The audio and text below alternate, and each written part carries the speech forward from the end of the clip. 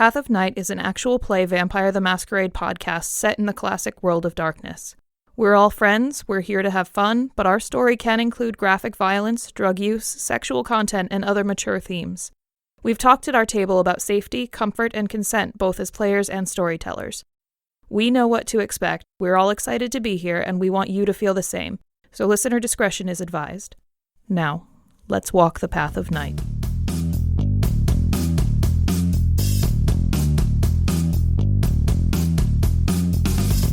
Last time on Path of Night. Tensions ran high as the coterie drove to Salem to meet with Arabella Rowlands and retrieve the Ur-Codex from an abandoned Tremere chantry. Finding the chantry sunk deep into the earth, the coterie and a pair of Arabella's Tremere allies descended into the broken mansion, only to be met by stone guardians and a terrifying presence stalking them in the dark.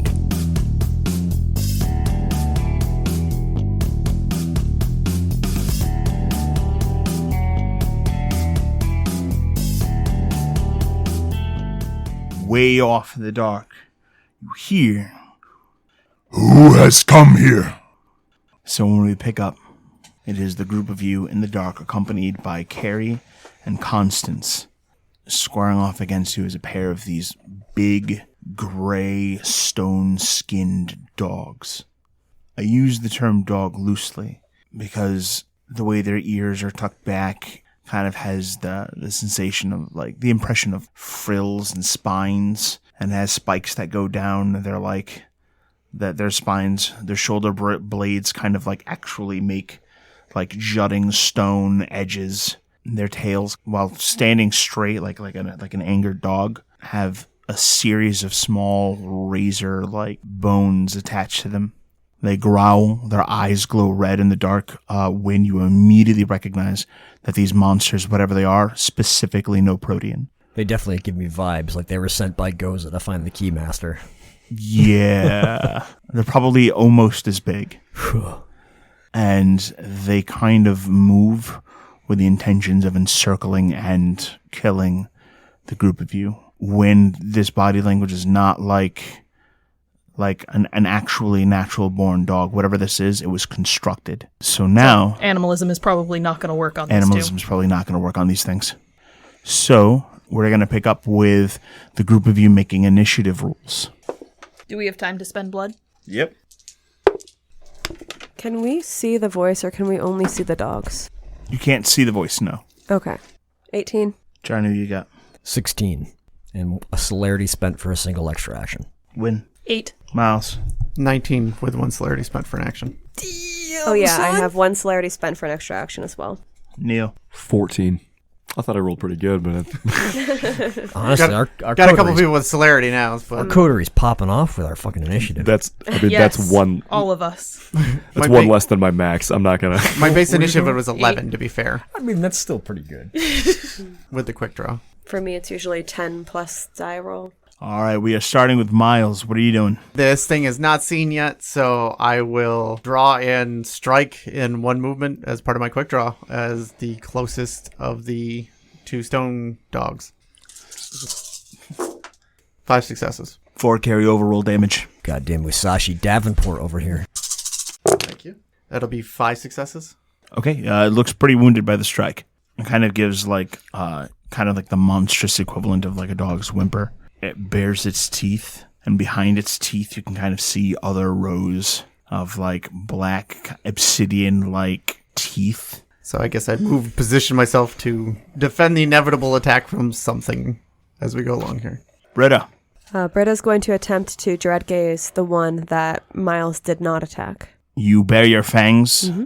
Dread gaze it. It seems unfazed by your attempt to strike fear into it. Seeing that Miles has gone on the offensive, Britta turns to the other dog-like creature, and though she lets her vampiric nature show, it doesn't seem to have any reaction, and she kind of like amps it up a bit and watches in confusion as it has no reaction. Johnny. Johnny is going to leap on top of the one that did not get struck with a katana and attempt to pin it with a grapple.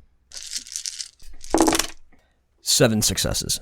You successfully grab a hold of and it feels like you're wrestling a marble statue. Understood. Everything's completely solid. It has all of the weight that you would have expected. This thing is made from like solid stone. Neil. We can't directly see the big thing that's coming at us, but we kind of know it's there, right? Yes. Okay. Neil's going to sort of look down the hallway, watch everybody sort of spring into combat action faster than he can react. I just look down the hallway and, hey, it's okay. We're allowed to be here. You don't have to. This doesn't have to be a fight. Hi, I'm Neil, and just kind of talk to whatever it is down the hallway. And as he's doing that, going to use passion to just try and keep it kind of calm and chill, so everybody can. Okay, give me a roll.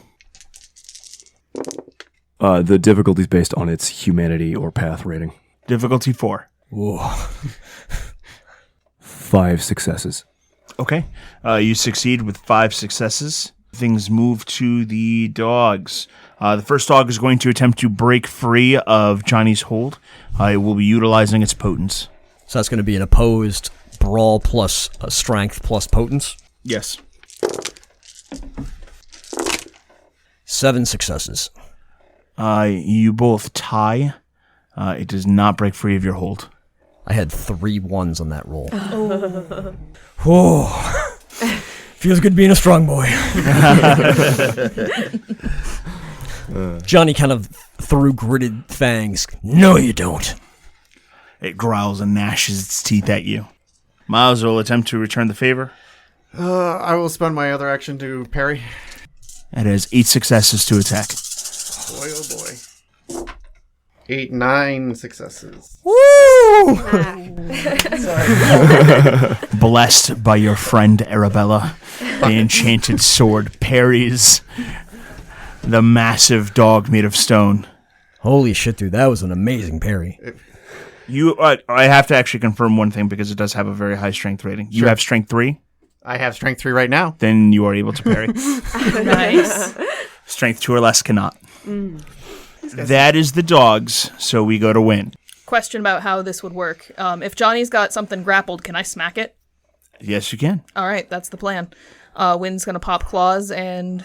If you do it from behind, you get some bonus dice. From behind, she will attempt to grapple, or not grapple, she will attempt to take a swing at the grappled stone dog. Sounds good. Why don't you go ahead and give me an attack roll?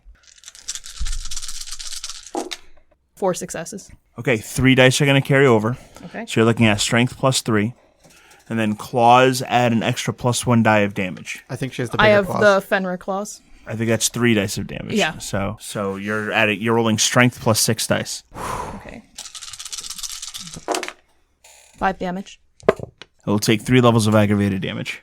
You start rending into it, and if you're digging through stone, concrete and like marble, it's some unusual alien stone. But even as you're digging through, you can see that it's got like veins made of stone, muscle tissue made of stone, bones made of stone. There's nothing natural about this. There's nothing natural about this. Miles, your celerity action, sir. I aborted to defend. Oh, yes, you did. We will go to Britta.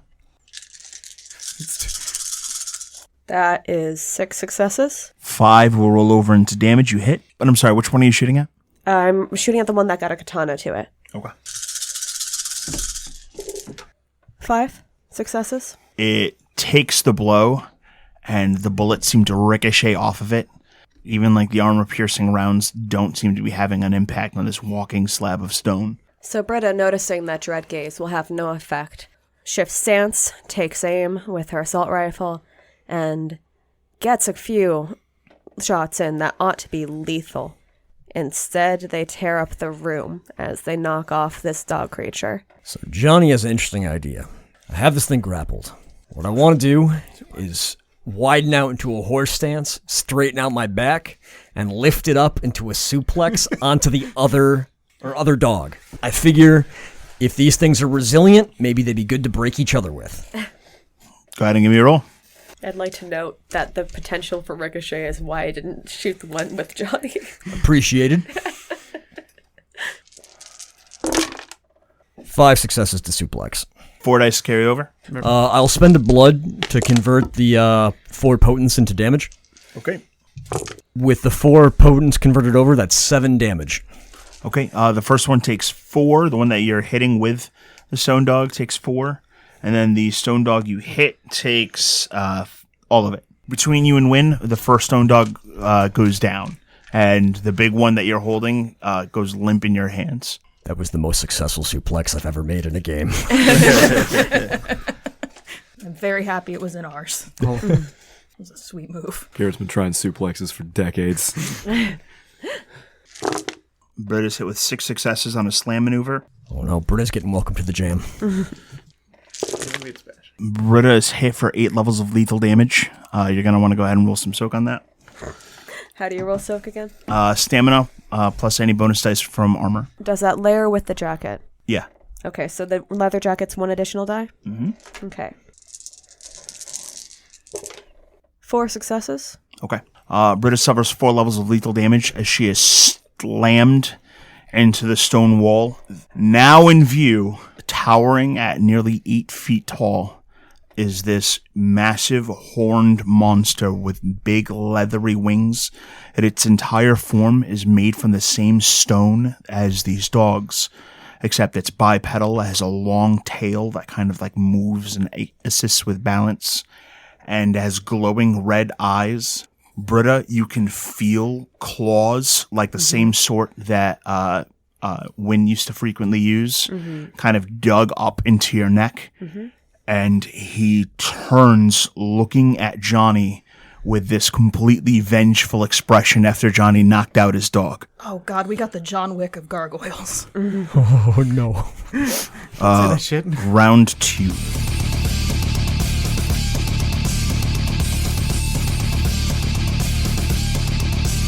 Am I considered grappled? Yes. Okay. I had performed a slam maneuver. Okay. So it gets like lots of bonus dice and you're like pinned. Yep. Acting on a 22, the gargoyle presses its claws up into Britta's throat and kind of gives this warning look. He will hold his actions to preempt anyone that attempts to act against him. We will go to Miles. I turn back while leaving the hand of the katana, like, we just mean to enter the domain to get something to help the outside world. You are not welcome. I'm sure, but I think we can come to some sort of agreement. We can. No. What would you like then? No trespassers. Britta. So, what I would like to do is slowly go limp while looking at him, and I'd like to be functionally, that's my appearance spec, but I feel like it's more, I feel like it happens that there's doe eyes, but that's not exactly the role that I'm trying to go for here. Essentially, what I'm trying to do with my body language as I go limp and I drop the gun down, if I even am able to hold it, is to look towards this creature and say, "Can we talk about this?" Kind of gives like this frustrated noise. As for some reason, the rage it leans on to fight is kind of stolen from it. No people here. This place is mine to protect. Yours? We weren't told it was yours. This is my home. How long have you been here? He doesn't completely understand the question, but tosses you, and Britta goes sailing off into the dark and tumbles far, far away. Mr. Guardian, while this is yours and we don't mean to trespass, but we do need something here. So is there any way we could help you with something that might be bothering you here? Nothing here should leave.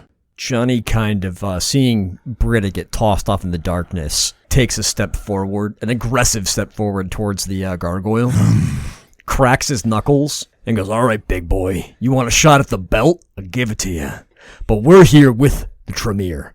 And he points over at Constance and Carrie. They kind of like give this little kind of this cocky, cruel smile and like little wave to the gargoyle. And you visibly see his ears sort of kind of tuck back, and he takes a few steps away into the dark. By nothing leaves, what about, I mean, I don't know about everybody else. I'm actually really curious. Do you think you could just show us around while we're here? You probably haven't had company in a while. Don't want company. Are you sure? Because I know what it's like to be kind of like just, lonely and like living in a basement, and just I don't know if you're curious, if you that'd be cool.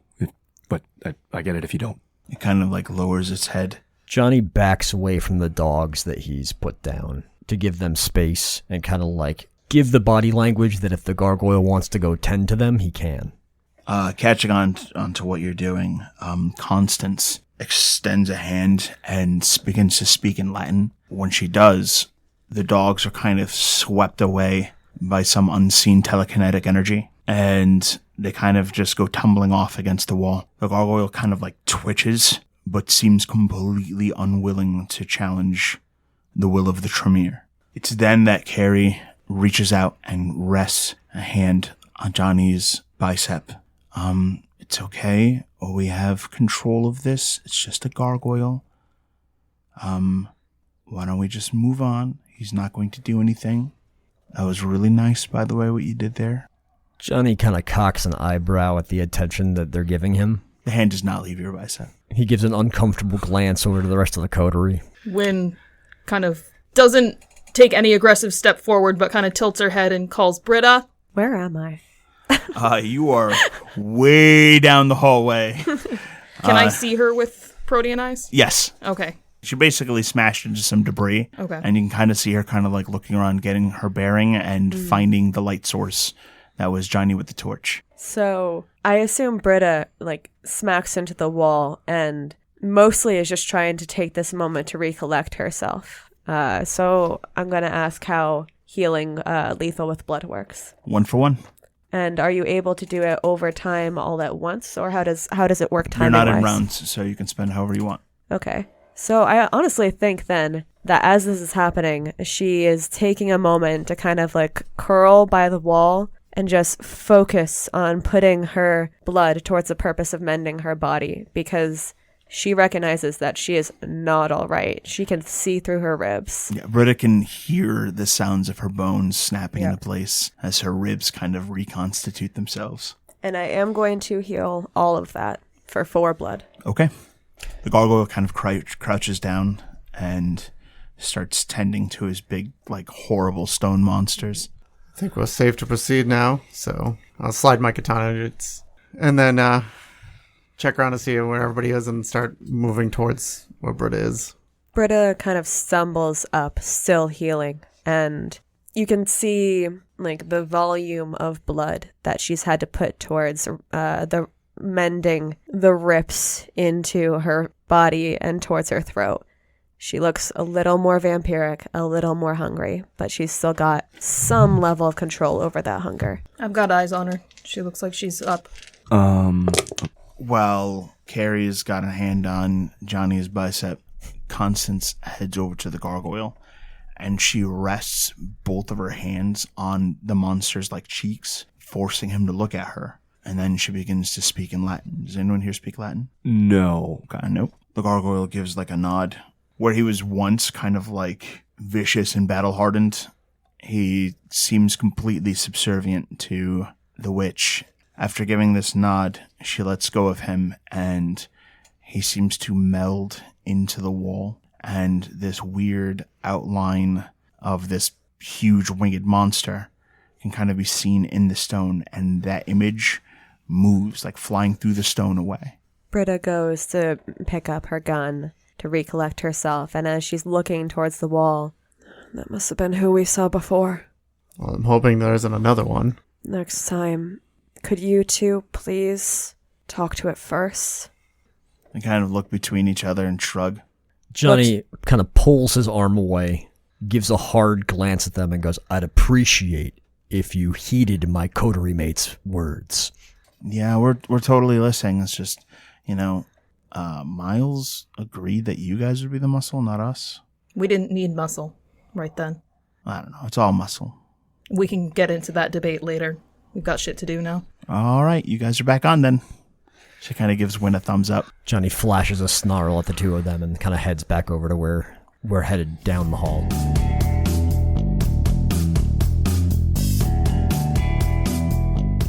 The two Tremere kind of whisper back and forth to each other in Latin, and otherwise follow closely behind you, seemingly focusing on Johnny as their like personal protector, while the rest of you wade through debris and have to find your paths through these lopsided hallways.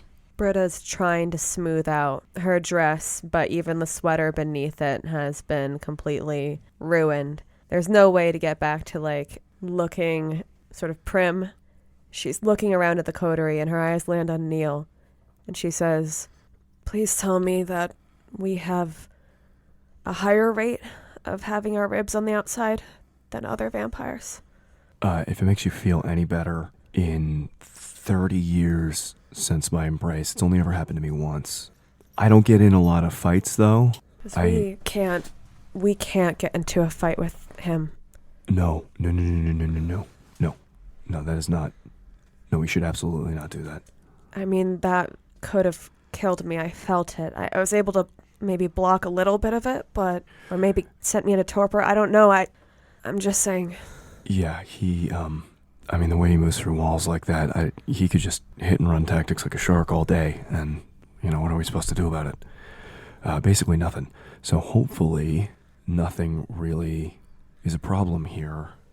I'm hoping that he is under their control and that is not a bad thing. Yeah.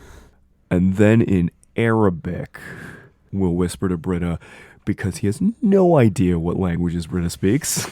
We'll just whisper something to Britta in Arabic while they're chattering in Latin, kind of hoping that maybe she understands what he's talking about. Anything I don't know about Lex? Britta? Lex? The language he's speaking does sound very familiar to you, but you have trouble making out exactly what he's saying. It sounds familiar as in I know it's Arabic, or sounds familiar as in I almost catch myself understanding? Like you almost catch yourself understanding. All right. So as Neil whispers in Arabic, Britta gets a strange expression on her face as she kind of traces out the steps in front of her.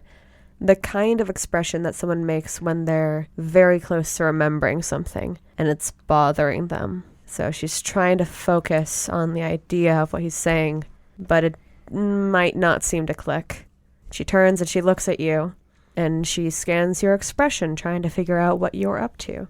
His eyes flick over towards the Tremere as they're sort of, clucking around Johnny. He looks, simultaneously disappointed and curious that we don't seem to be understanding what he's saying. And then just gives sort of a little shrug, and back in English is like, yeah, I'm hoping we can all get this done quickly and safely. And there's not a whole lot more for us to do here.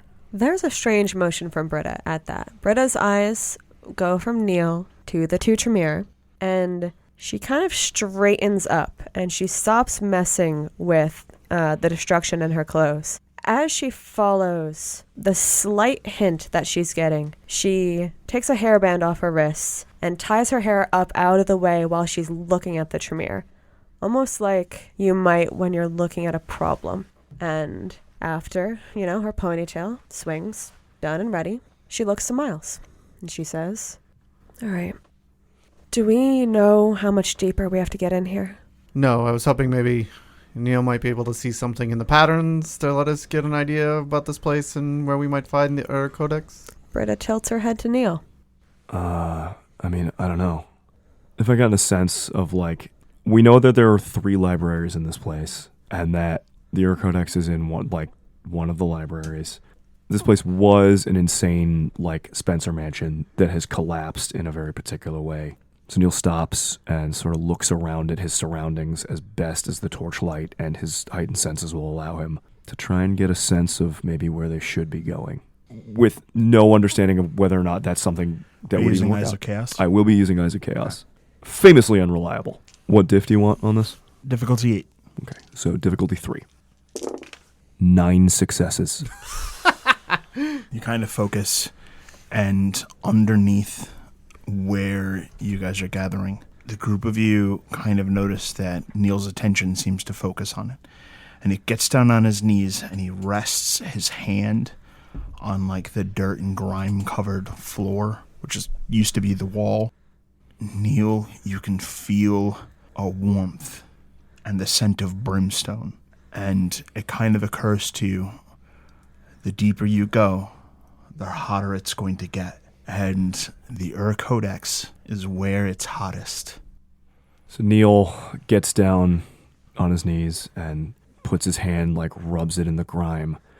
And then sort of like he realizes that this is the wall, even though it's supposed to be the floor that they're walking on. Or rather, it is the floor that they're walking on. It's supposed to be a wall. Sort of lays on his side with his shoulder on the ground and puts his feet up on the wall. Like he's sort of walking sideways, Inception style. And I was like, oh, okay, this makes a lot more sense, actually, when you look at it this way. Johnny, who has since recovered the torch that dropped the second the fighting with the stone dogs began, he's kind of just tilting his head and looking down at Neil. Gives a shake and looks over at Wynn with a skeptical look and kind of just continues watching what he's doing. Wynn kind of gives Johnny a shrug like, hey, this is just what he does. So, look, I mean, and he looks at, from his position on the floor for a second, he looks at Britta and then looks over at the Tremere and then looks back at Britta. He's like, we green? Super green. You guys, Fifth Element? You guys seen Fifth Element? I was like, okay, it doesn't matter. Neil, I've never seen most things. I know. I wish you had seen that, though, or would see that. And then starts, sort of pseudo-walking, but he's not, like, athletic enough to fucking sideways walk. And then gets back up and goes, yeah, okay, so if we keep going down, like, this is the... He looks over at Carrie. You said there were 3 libraries in this place? Yeah. Okay, which one's the lowest one? She kind of thinks about it. Either physically or metaphorically. Probably right wing. Okay. I think that's probably the way we're gonna go then.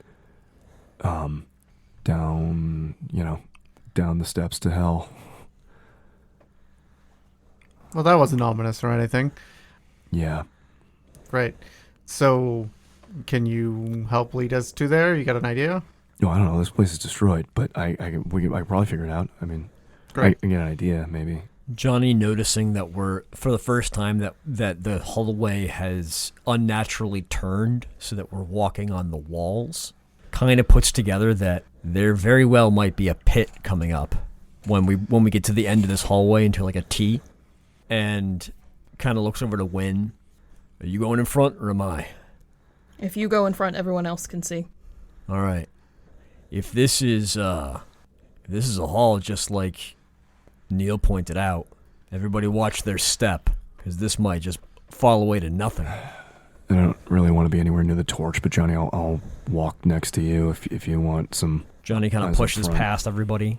He stops when he walks past Britta, kind of like nods to the new character scuffed into the side of the jacket she's wearing. Kind of gives her a knowing nod, walks past Miles and kind of like taps him on the back, gets to the front and starts slowly moving down the hallway, being very careful to look out for us where we might just find a pit. Neil moves to walk with Johnny because he's got better eyes than Johnny's got. And as he moves near Britta, does the like point at your eyes, point at her eyes thing, and does his like really bad imitation of like a Ruby Rod backwards walk. He goes, super green. And then looks back over at the Tremere again before like turning around and following Johnny. Is that a show or? It's a movie, Britta. It's a space movie. I don't remember if I've seen it. It's about saving the world from evil. As you guys are talking, you come to a right turn in the hallway, which is actually a terrible pit that seems to kind of drop straight down. And when you look down, the torch does not seem to make it quite far enough in terms of illumination. And when you look up, you see kind of the similar thing but going straight up. And you start to wonder just how deep you've gone at this point.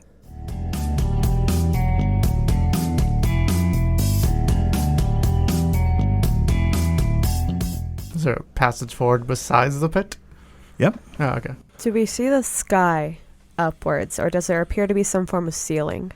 There's no light up there. Okay. Johnny moves the torch around to see if there's maybe a sconce somewhere on the ground that we've walked past, or maybe on the ceiling. So you've stepped over doors, and you have stepped over a sconce. Hey, somebody snatch up one of those sconces for me. Wynn bends down and just kind of pulls it off the wall. With a kind of like a wet noise, it all kind of pulls up. He touches the burning torch to the new one that she's grabbed, and tries to light it on fire. It lights. Neil, despite the presence of the 2 torches, it is down there that feels warmest. I was about to ask if this is a T, but it's been twisted so one goes up and one goes down. Neil's going to sort of look to see which wall the floor is on to tell you which way is the right wing. And it goes straight down. So Neil looks around in the torchlight. The gulp that he gives would be almost comical if it wasn't actually deeply afraid.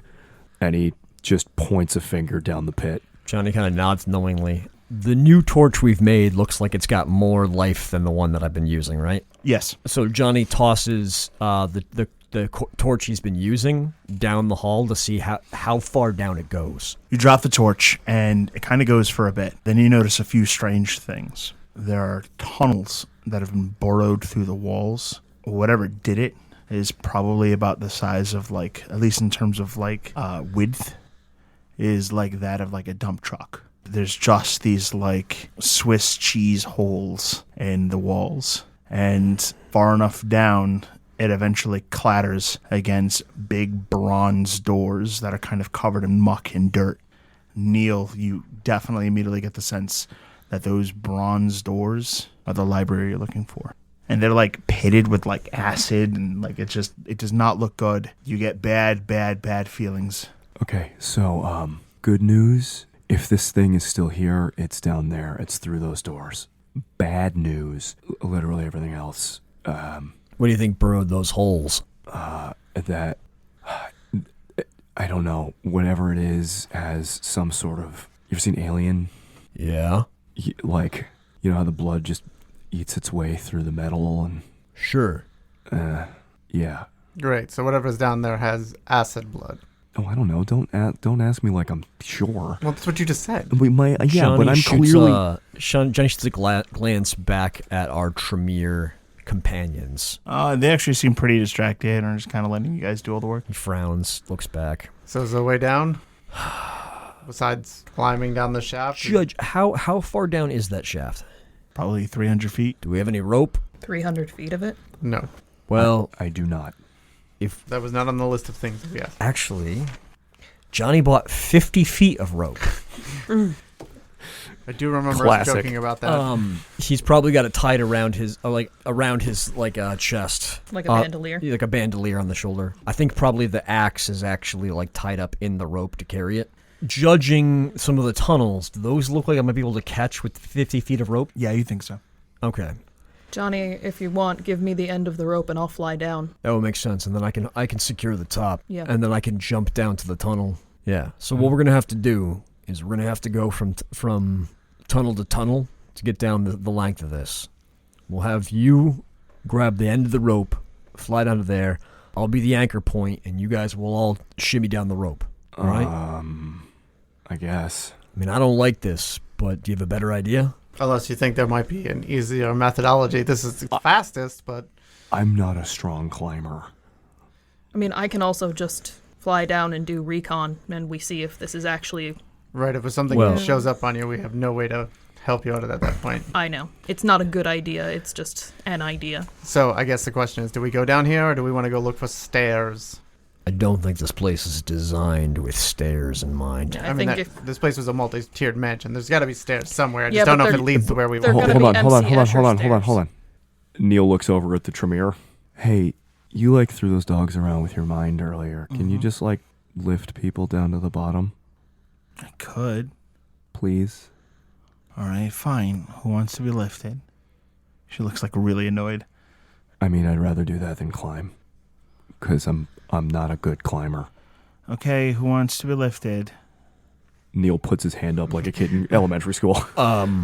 The first people down there should probably be either Wynn or myself. Probably Wynn, because she can get back out of there. And I can see in the dark without a torch. You all right with that? No, but I don't think we have a lot of options. I'm sorry to put your name first on this. It's what my name is for, man. He kind of gives you a half-hearted smile. So Wynn spends the blood, passes her bag to Johnny, so all of her gear is still not bound into her. And she gradually shifts, her body creaks and cracks and unnaturally shifts until it's smaller and smaller, and until she is a bizarre-looking barn owl with snake fangs and cobra patterns on her head. The world's raddest van mural. You know what? Eagle fang. I was just thinking, you're almost there. You're straight up the Eagle Fang karate symbol. Oh, no. And Wynn kind of gives a nod and flies down to the first tunnel. Okay. The woman begins gesturing again and speaks in Latin. And unless you're resisting, I am not. Neil gets telekinetically lifted off the ground, gets brought to the tunnel, and kind of gets tossed in. Wynn dodges out of the way of the flying Malkavian. Neil lands like pretty close right beside you. She kind of cocks her head like, are you okay? Yeah, I'm fine. They are now like 300 feet away from us, right? Yeah. I thought we were 50 feet away. We were going down to the first. I think they're not going to Oh, they skipped the rope. Yep. Oh, okay. Yeah, I'm fine. Are you okay? She nods.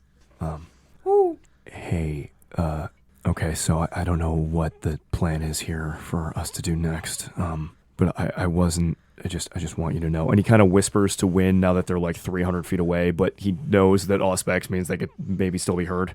I was not being metaphorical when I was talking about hell. Just as an FYI, through those doors. Wynn's head kind of tilts slowly like, okay. Just, I'm also not strong enough to open these doors. I do think we need Johnny down here at this point. I'm going to look around while we figure out how to get everybody else down here.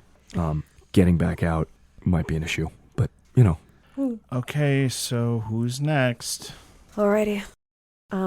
Britta steps forward. She does not look super comfortable with the concept, but she's still got her arms wrapped around herself like she's expecting to get tossed again, but she's stepping forward. She gestures again and seems to be casting the same spell. Mm-hmm. And you are lifted up off the ground, brought to the tunnel, and she telekinetically moves you down. This time probably a little more slowly than how they tossed Neil. But as you're moved slowly, you start passing by those tunnels. And every now and again, you can, see chunks of, dirt drop from the ceiling in those tunnels. Or, see what looks like a wall, but it kind of, moves. So I think that might be a good time, actually, to introduce the fact that I've newly put aura perception on my sheet. Because I think that Britta would be using her heightened senses to try and get a sense of what the heck is going on over there. Give me a roll. Div 6. No successes. Okay. You're not quite sure what you're looking at, but you continue on down, and you make it to Wynn and Neil. And you are dropped thump, against the big bronze doors. Britta looks at the strange shifts in the rock and what looks like walls moving, and for a moment she almost feels more capacity within herself. But the moment slips by and she gets shaken out of it by the clang as she lands. In response to the damage done earlier, there is a jolt as if she's expecting claws to come out of her again. But she rights herself and she looks at the two. All right, these look heavy. We'd have to pull them up to even try to open them. Yeah, this feels like a Johnny job. Out of curiosity on the way that this is built. So, as I understand it, the deeper we go into this chantry, the architecture of the mansion makes less sense and is more of just the palette out of which this place is constructed, correct? How wide is this hallway that's now, in the way that it inverts, a tunnel dropping down 300 feet into the below us? It's probably 15 by 15. Okay. The doors, the bronze doors, are placed at the end of this hallway so that when we get to the bottom of it, we're literally standing on the doors, correct? Correct. Is there anywhere to stand not on those doors? Narrowly, yes. Okay. Hey, not to be the bearer of news that no one wants to hear, but I think there's still something moving in those tunnels. I didn't really get a glimpse of it. I can't tell if it's just the building falling apart or, dirt moving, but I thought the walls were moving, and I not in the way earlier. I know there was the stone man, but, yeah, we should keep an eye out. Wynn gives a nod. Yes. Full agreement. Are these doors warm? No, they're ice cold. Britta had landed pretty poorly, and her hand had landed on the metal doors. She notices that they're ice cold, kind of, because her hands are ice cold. So there's not actually The coldness of your hands is a supernatural curse. There's not something you are aware of. It only happens when humans touch you. That they feel it. All right, so nothing is comparatively colder or warmer to me. Right. Okay, but this still is very cold. Yes. Okay, so regardless, it does strike her that these doors are strangely cold. Wynn kind of flies up and perches on Neil's shoulder. Neil buckles under the way. She occasionally flaps to lift the weight a little bit. Here's 3 Leave act. with Neil. Wouldn't be the first time. Caca. So I'm looking over at Johnny and which one? Basically with who's next? Though I'm wondering if you're just going to jump down. I think Johnny might just jump down I figured. because he's still squirrely about letting people yeah. cast magic on him. I mean, I feel better if you were jumping down while I was going down. But It's 300 feet. Well, I'm going to jump from tunnel. I'm going to try and jump down onto one of the tunnels to kind of make him shorter jumps. But consider this cannonball. We Give don't me know a strength, mind you, potence, plus athletics at difficulty 4. Strength, potence, and athletics, you said? That is correct. So channeling his supernatural strength into his body and allowing him to make these superhuman feats of strength, Johnny will, as his friend Miles is telekinetically dropped, he will go down with him using the tunnels as small handholds and try to make it down himself without the aid of magic. 7 successes. What is the lower of your celerity and potence? Celerity. 3. 3? Okay. So Johnny casually hops to the bottom. Okay, well, if you're just going to make it look easy. He kind of flashes you a cocky smile. Dibs on piggyback out of here. Starts taking a look down at the doors. Okay, so we're going to wait here, and you just, do the thing that you do. sounds pleasant. Thank you much. I assume they put me down without too much of a kerfluffle.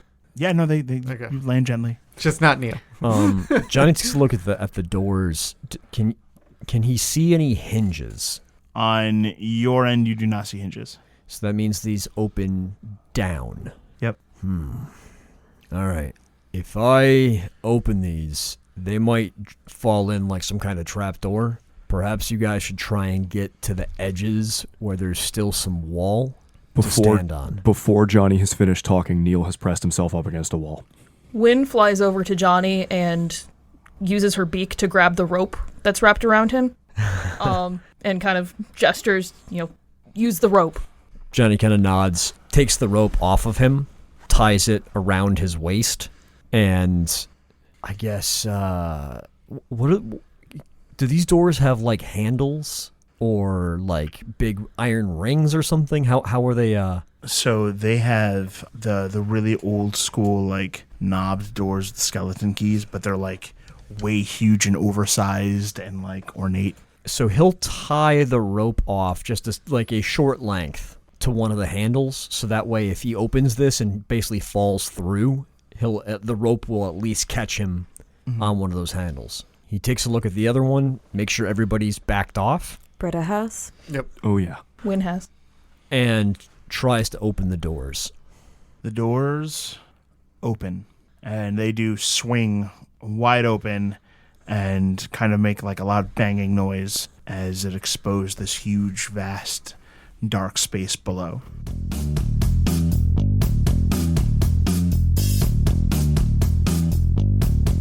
And below, it looks like there's tons and tons and tons of bookshelves that were built into the ground.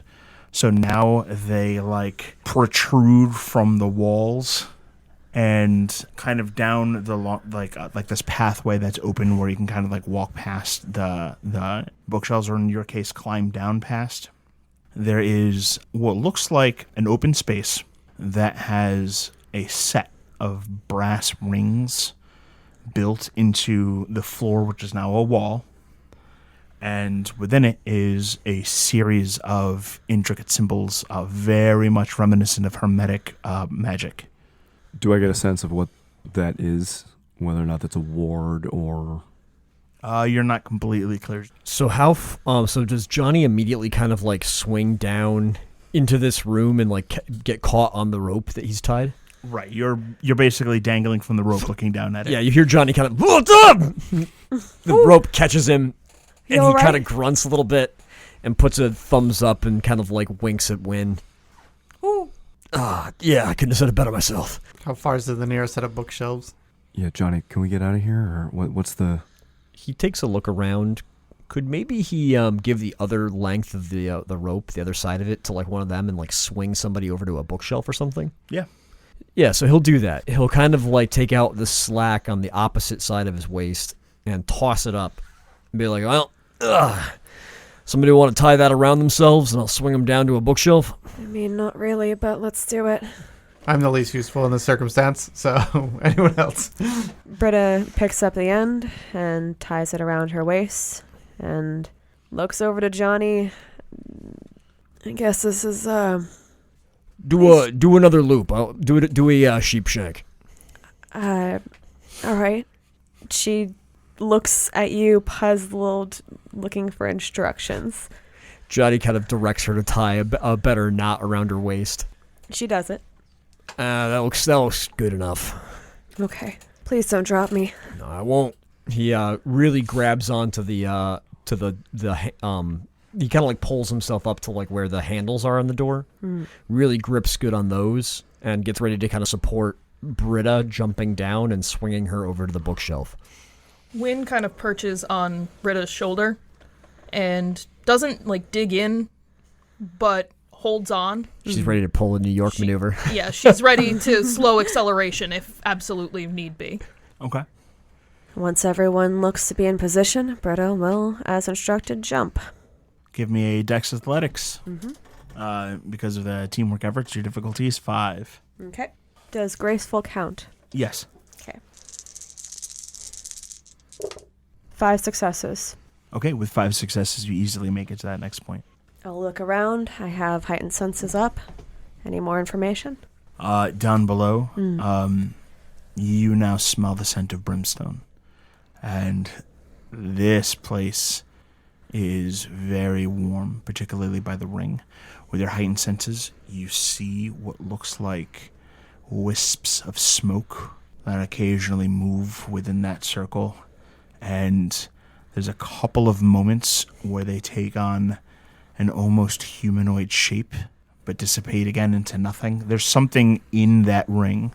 Can Wynn see anything different? Did you go down with her? Yeah, she was flying down. Yeah, you see the same thing. Okay. What's the illumination down here like? None. It's like the torches, and that's about it. And that's barely giving us a sense of this room. Well, we're, The floor, which is like the far wall, is just a like massive pile of books that are all like dusty and like kind of grimy and like kind of melted from years of like residue and like black mold and water. We're getting warmer. See if we can get nailed down next.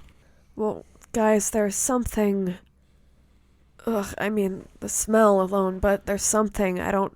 Yes. Hello? For a moment, the smoke kind of like takes on the silhouette of a person and then just... Who are you talking to? There's someone Don't listen to it. down here? Untie that rope so I can toss it back up. All right. Britta fumbles with the rope, but she does not take her eyes off of where the smoke might be talking to her. Wynn, you got your eyes on a swivel down there? Ooh. And Good to I hear. will try again with aura perception. 1 success. You see a pitch black silhouette of an aura. Do I have any knowledge or understanding of what auras mean? This is your first time really kind of like using it, so you're not Yep. completely sure. Absolutely. But you do get a bad feeling from it. What does it look like silhouette-wise? So what you see is a black, like a deep, like ultra black aura. And it kind of takes the shape of a person, rail thin, with bony wings that kind of protrude from its back, like the bones of a bird. And on its head is this like crown of black veins. Britta keeps her eyes on the figure. You see me? A very hesitant nod to the thing that's talking to her. Britta is looking over with pretty big doe eyes and tosses the rope back to Johnny. Johnny immediately hucks that back up to where Miles and Neil are.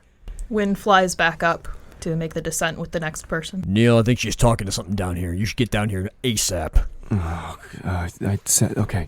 There's definitely like a demon down here, so let's not... A what? Just tie it. Less talking, more doing. Neil tries his best to tie a knot around himself. Johnny cranes his neck to make sure he's doing a proper job. giving those dad vibes of, hey, you're not tying a good enough knot. Well, yeah, he tries his best. Maybe it's a Give me a Dex plus Athletics, difficulty 5. Here's my athletics. You could always put a willpower. 2 successes. There you go. Hey. Neil does his best, and he makes it. Unlike Britta, who like sort of gracefully Tomb Raider cat burglared her way onto these things, Neil slams into the bookshelf and like scrabbles for a handhold, but manages to do it, and then gets his way down towards the bottom to stand next to Britta. Hey, I've waited for you. yeah, don't. So the best thing to do here is just not acknowledge and don't talk to them, and do not touch or stand inside that circle. Britta, the smoke dissipates for a moment. It's hard to keep track of the aura. Yeah. And where the smoke was, you see this like broken, ugly tome. You guys see that, right? Do I? Yeah, oh yeah. Do I? Oh yeah. Okay. So here is the deal.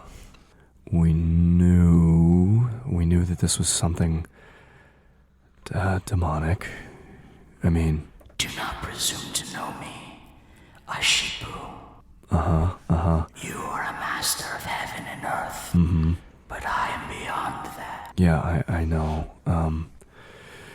Neil's weird right now because he's like very clearly terrified, but also weirdly feels like he's in his element, but also doesn't know what he's doing. It's a very weird combination.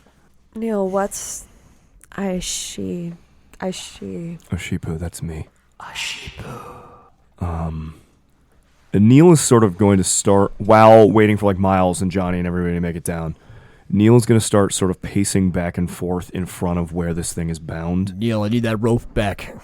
Wynn Oh, what? Oh, yeah. Wynn takes the end of the rope in her beak so he doesn't have to throw it. He will untie it, but seems completely distracted and absorbed now as he's looking at this, like these rings and the bindings, and like trying to get as best as his little like amateur sorcerer heart can do, get a figure of what the hell is going on and what he's looking at here. Wynn brings the rope back up to Miles. Miles, I don't know if you want to be down here or if you want to be our lifeline on the outside. I think it might be okay for me to stay up here. So I will tie this to myself and you can... You give me a heads up when you're ready to jump. Right. I mean, you can go on down, right? Me? I don't know, from the way I'm hooked up here. Wynn brings the rope back down to Johnny and kind of motions for him to tie it, the loose end around the doorknob so he can lower himself down. Johnny will pick up some of the slack that's going up to where Miles is, because he's got 50 feet of rope, so he can kind of play with this. Tie it around the door handle as kind of our anchor point, and cut himself some more slack, so that he can kind of slowly lower himself down and start swinging a little bit back and forth to get out over onto the bookshelf. Wynn pushes him. She just, as the owl, just kind of puts her head into his back and pushes him back and forth, trying to build his momentum as best she can. Awesome. Johnny, a -1 diff. 8 successes. Johnny, describe your extraordinary success. I mean, Johnny just kind of seems like this might be old hat for him for some weird reason, spelunking down into a weird gravity affected mansion nightmare realm. Just kind of casually picks up some momentum, swinging back and forth, and manages to kind of let go of the rope the second he has the right amount of momentum to basically just step over down onto the bookshelf. With a few deft hands, he just kind of quickly undoes the rope from around his waist. Is there a spot down on this bookshelf where he can tie it off again? Yes. And we'll then tie it off so that we have the rope there if we need to get out. So the anchor points in this rope are the bookshelf, the handle on the door that's swung in, and then the other end is up on Miles. I have waited for you. Why? Because you are of worth to me. And I know your secrets, Britta. I know who you are. I know who you were. I know who you are yet to be. Look upon your mark and know that I speak the truth. Britta stands facing... Has the figure apparated again? It's a voice. So Britta's staring at the spot where a figure was standing. There's a twitch of the hand that has... Are you going into the circle? I have not moved. Okay. No. So can you explain? So I understand the way the room is. The room is oriented on its side, with gravity going towards the far wall of this room. If it were oriented the way we think, right? Yep. How is this binding circle oriented within that, and how is it suspended? Whenever it appears, it is standing in the middle of the circle. Well, can you explain the circle again to me? The circle is a brass set of rings that have hermetic symbols drawn all over it, and it's like set into the ground. It's like they had built a summoning circle into the library itself. Into the floor of the library? Yes. So in the way the room is oriented, it's basically in the middle of one of the walls. Yes. And the brass rings are all flat built into that ground. It's not like a astrolabe? Correct. Okay. Do the brass rings remind us of the pieces of an astrolabe that we saw upstairs? Yes. Ugh. So Britta, remaining where she was, is just looking towards where the figure was in order to kind of have a focal point. And as she's kind of looking at the focal point, hearing these claims... There is a twitch of the hand that bears the mark, but she doesn't take off her glove. She remains looking at the focal point. Her expression, her brows are furrowed, her eyes are wide. She's listening, but she's trying to figure out the copper rings and like the arrangement in relation to the book. You already know so much. You miss so few pieces. You know enough that you hide it from your friends, your family. And when they learn the truth, when they learn without you, they will hate you. Is that said for all of us to hear or just Britta? Everyone can hear what I am saying. Mm-hmm. Okay. By the way, are the chimes going off? This is not that kind of spirit. Okay. Those next to Johnny can notice that he is tensed up and bristling in a way that reminds you of when a dog sees something it doesn't like and its hackles kind of raise and its back kind of swells a little bit. Its hair stands on end. He has that same feeling kind of just dripping off him. Even if you didn't have aura perception, you could tell that. We share an enemy. Who? Not who. What? What then? You know what sleeps in the earth. What hungers for flesh. Nothing of creation can kill it. Nothing can end the thing that is already dead but lives. But I am beyond creation. So I say this to you. What will you give in exchange for the Codex? And what will you give to be freed of your mark, Britta? So soon they will know who you are. And Johnny will be your protector no more. And you know this. You know he will kill you. He will hate you. There will What the fuck is this thing? and you will be alone. That lands on Britta, like, emotionally. You can see her kind of, like, tilt her shoulders back and kind of pull inwards. And she starts messing with, sort of like running her fingertips nervously over the marking in her glove. And she's still using that focal point to look into, but she kind of takes in a shaky breath and looks over and says, I'm not hiding it from them. It's... Johnny puts a gentle hand on Britta's shoulder. Just 'cause this thing can spit poison doesn't mean any of it's true. Neil, what the fuck is this thing, and how do we get that book? You know the mark, Johnny. Your sire's mark. Neil, who has been still like studying the rings, but also occasionally throwing glances over to the big stupid pile of like scattered books. Internally, Neil has sort of that weird Malkavian sideways think of like, this thing is saying it's giving us the book, but it's entirely possible that it's just in that pile of shitty books and it's just lying. Looks over at Last Crusade. Yep. looks over at Britta and Johnny, and in like a weirdly confident voice for Neil, who is a walking panic attack, just goes, the weird part about a lot of prophecies and future telling is the sheer number of them that become self-fulfilling. And there's something in like the tone of his voice and the way he sort of looks at Britta and Johnny and the rest of the coterie that makes it seem like he's saying that directly to Britta without directly saying that to Britta. You see something very weird happen in Johnny that I don't know if you've ever actually seen. He gives you this weird kind of confident like look when you show how confident you're being, and immediately kind of relaxes his bristling pose and kind of gives this like reassuring nod, like, holy shit, there he is. Hey, what's your name? It's not possible to hear a capital N when someone says stuff out loud, but Neil clearly says the word N with a capital, or name with a capital N. I am Sophia. Okay. I am going to look around just to see if, like, hey, that book that he claims to have inside that ring, which would be just sort of floating in midair on the wall, is that really there and where it is? Because there's a huge chance that it is.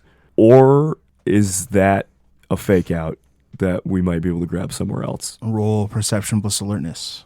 Your difficulty is 9. I will be at diff 4. Yep.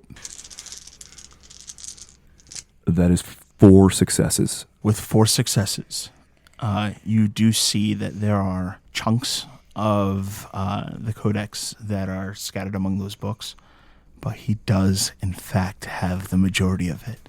It is real, and it looks like he may have gotten his hands on it because he knew you were coming. Johnny, do you remember the marking on my hand? The one that came up and like it was under my skin. Britta, do not listen to this wispy, shadowy piece of shit. You want to talk about stuff? Let's do it after we're out of here in a nice, safe place under the moon. All right? But nowhere is safe, Johnny. Not for you or your daughter. There is a reckoning coming. When he says that, Wynn goes over and perches on Johnny's shoulder. Johnny's making a frenzy check. Yeah, boy. I'll spend a point of willpower to I'm resist. going to call it base diff 7. So that'll be 6, actually, because I've been passioned down against frenzy. You're welcome. Mark it off that willpower. Absolutely. Frenzying on a bookshelf in an inverted gravity room is probably not the best place to frenzy. Yeah, you guys probably don't want Johnny just walking into the circle. No, probably not. Nope. 1 success. Oh, yeah, that was the willpower. Okay. Yes. Good. Yeah, you see his eyes kind of glaze over and go white for a second, and then he kind of like, his jaw sets, and he blinks a few times, and he's with you. Watched from afar, Johnny. But the jihad has drawn her in anyway. And she will be chosen. And she will suffer. and all that you have done to Shaw will come crashing back down upon her. Wynn shifts back into her human form and turns to the figure. You shut the fuck up! If you're gonna come for someone, you come for me. You leave them out of this. You are right to fear the truth, I ain't afraid of shit. but Joey should be. Hey guys, I feel like these discussions are unproductive, so let's just ignore him. Wynn, Johnny, there's a few pages and some chunks of the Codex over in that pile, and Neil kind of like points them out. Could you guys? I don't want Arabella to get pissed on a technicality that we didn't bring her the whole thing. Do you mind? And Neil kind of like directs them to maybe go like, hey, go over there near the other books. Johnny kind of, his chest heaves like a unnecessary breath. Something he hasn't done in a long time. It's something he used to do a lot, but he takes kind of a heavy sigh, nods, grabs Wynn by the back of the head and kind of like touches foreheads. Thanks, Wynn. Anytime, buddy. He'll turn back. How far is it down to the pile of books? Like 20 feet. You can probably... Oh, You can maneuver around this room pretty easily. okay, fantastic. So he'll jump down to go kind of start looking in the books and try to just tune out this voice. Wynn goes with Johnny. Neil, the Tremere, they know. They know you are in a Shibu, and the moment you return to New Haven, they will be looking for you. They are in your haven now, searching through it for the proof that they need, tearing apart your belongings. The first thing that truly gets to Neil is not even like the Tremere no. It's that like they're wrecking your house and like throwing all your stuff in a pile. A different pile. And like this whole time Neil has been putting on this front of like, okay, I'm the Ushipu here. I know how to deal with demons. I do not know how to deal with demons, but I know how to like, I know what I'm doing. And then as soon as he sidesteps around the Ushipu part and starts talking to the Malkavian, Neil just is not okay suddenly. And is now like hesitates for the first time. That will cause Britta to turn from the focal point and look to Neil and just kind of reach out and like touch his wrist. Every issue, every job, Okay. every newspaper clipping. Britta, I'm kind of struggling. From down below in the books, Johnny starts humming, do do do do do do do do, and then starts singing "Moon Dance" by Van Morrison. Well, it's a glorious night for, and he's horribly off tune. Johnny absolutely cannot sing or carry a tune, but he just is just kind of being as loud and obnoxious with singing "Moon Dance" as he possibly can. Wynn joins in. It's not good. So, with the two of them singing down there, and then particularly when Britta takes his wrist, Neil just goes, having a little bit of trouble taking my own advice right now. It's good advice. You should. The room goes completely silent, and those who attempt to speak find themselves unable to do so. Miles. Am I able Reese has betrayed you. Yeah, you're not in the room. Oh, okay. Reese knows that you have hidden in a Shibu. And Reese knows that you have insulted his offer of tutelage. But he will not exact his vengeance against you. It is Marcos who suffers. Marcos who is possessed and worn. It is Marcos who you will lose.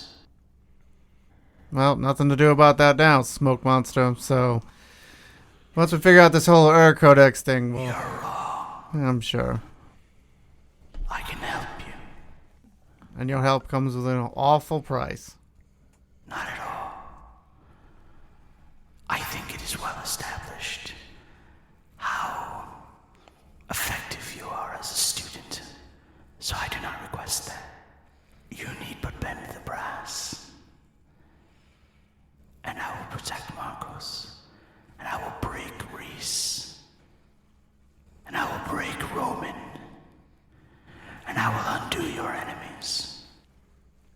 I mean, you were pretty good there until you really raised the scale.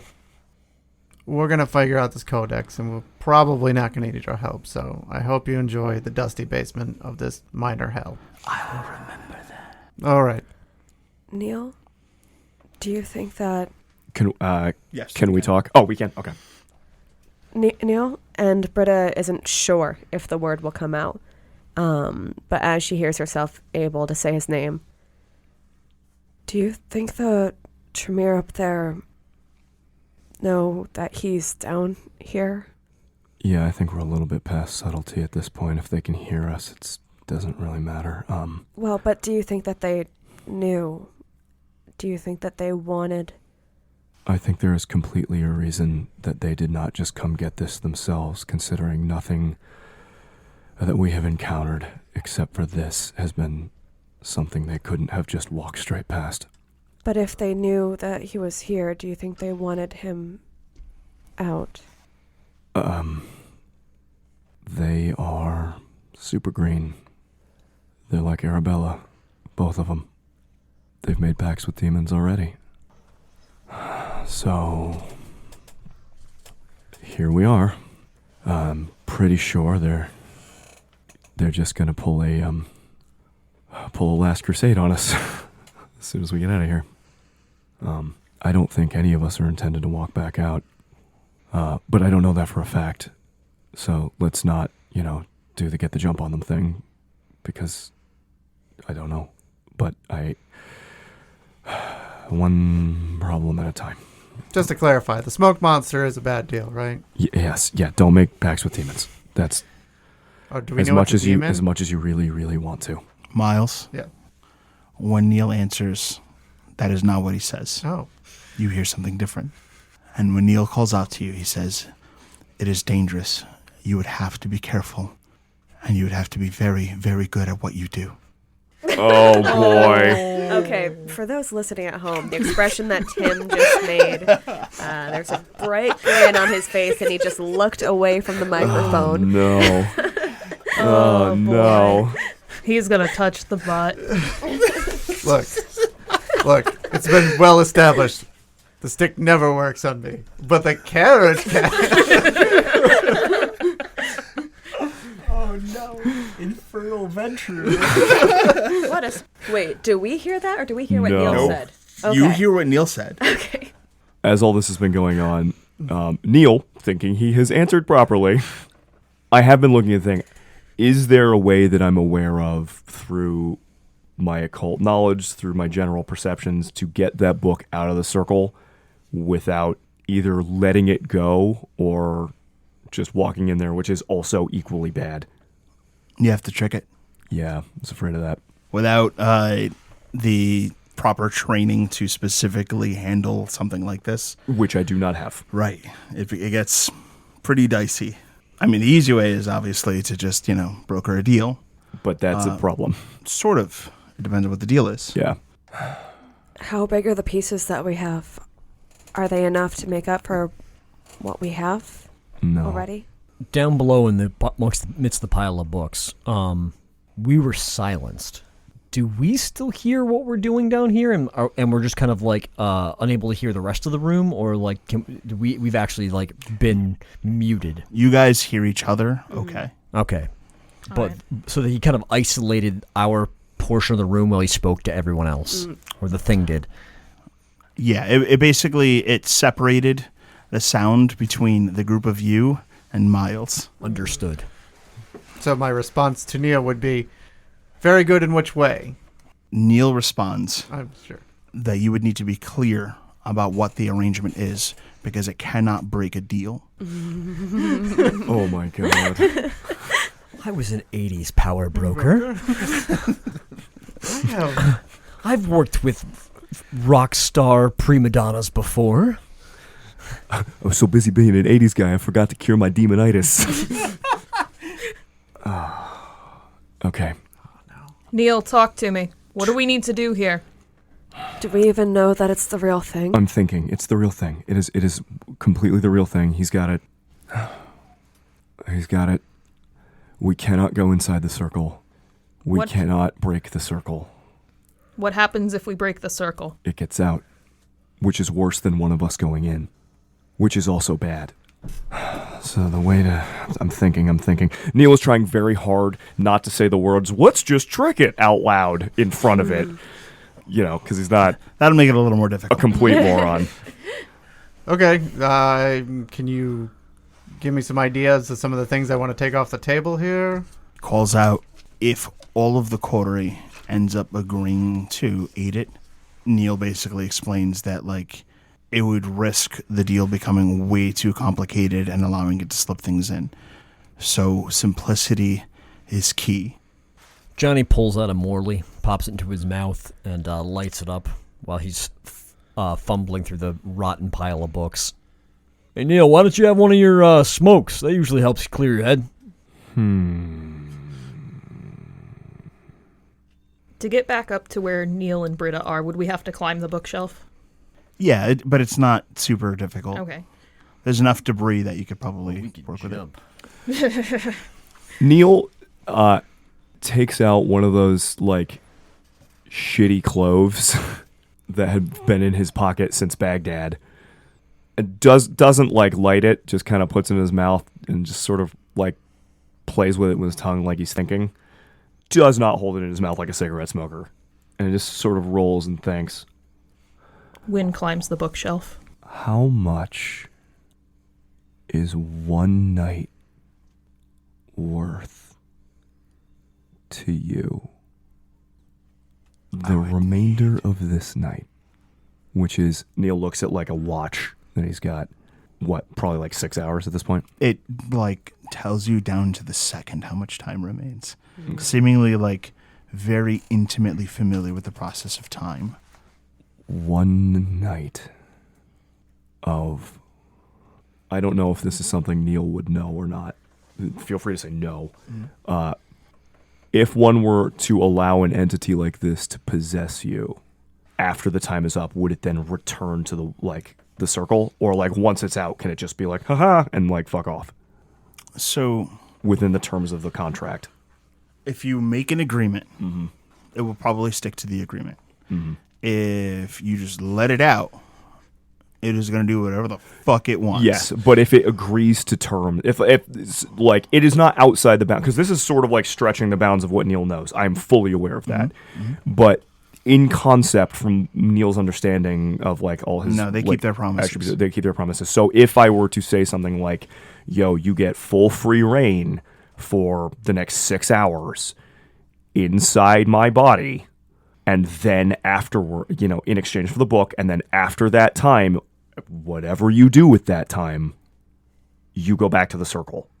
That is, like, you return to being bound within this circle. Yeah. That is something that, as far as Neil is aware, is something that could happen. Yep.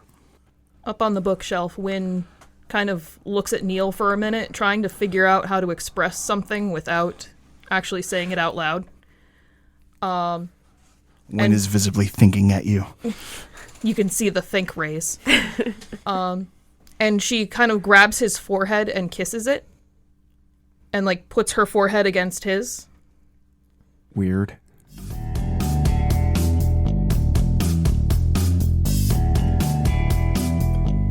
Miles. Trying to figure out with Neil what the smoke monster may like or may want. Do we hear Miles' responses? No. He's just chilling up there waiting. Yeah. He mouthed off to the demon, and that was the end of it. Sounds about right. Yep. Now is he taken for a ride? Of course. Neil calls out to you. Yep.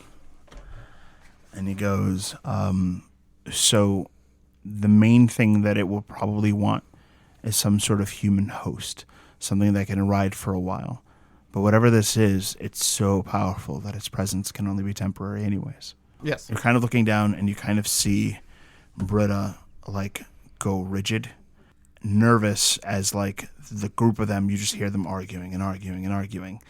And Britta, it turns to the demon, and she's like, I'm prepared to make a deal so that it's just me and no one else in the coterie has to, like, suffer.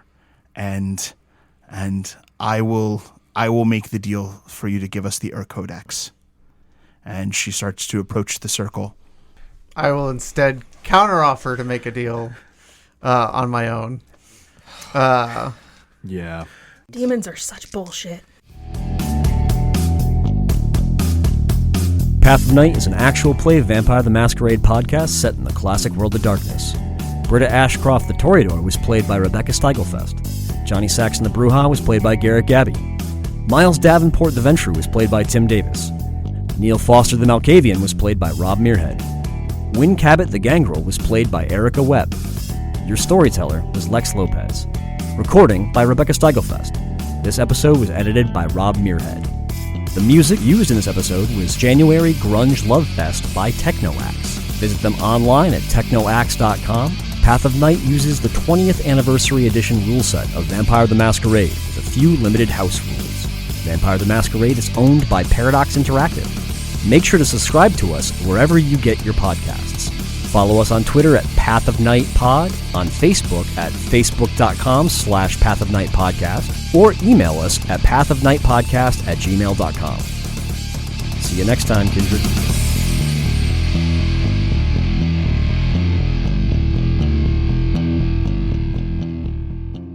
Suplex is a maneuver that you do if you grapple like a dude like Neil.